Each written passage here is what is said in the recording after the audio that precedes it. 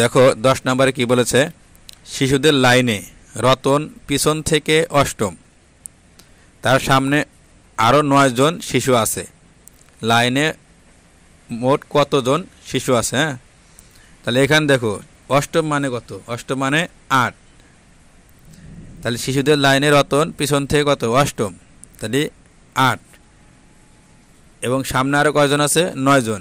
তাহলে আমাদের কি বলছে, লাইনে কতজন শিশু আছে, তাহলে আমাদের মোট এখানে যোগ করতে হবে।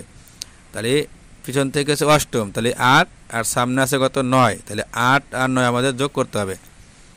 8 আর 9 কত হয়, তাই 8 আর 9 17, অর্থাৎ লাইনে 17 জন শিশু আছে।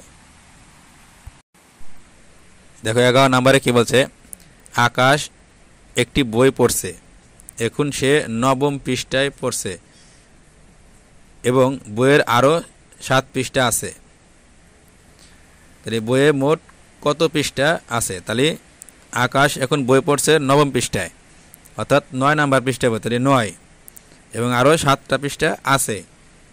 তাহলে আমাদের কী করতে হবে, এই 9 এবং 7 এটা যোগ করতে হবে। তাই 9 আর 7 যোগ করলে কত হয়, 16, অর্থাৎ বইয়ে মোট 16 পৃষ্ঠা আছে।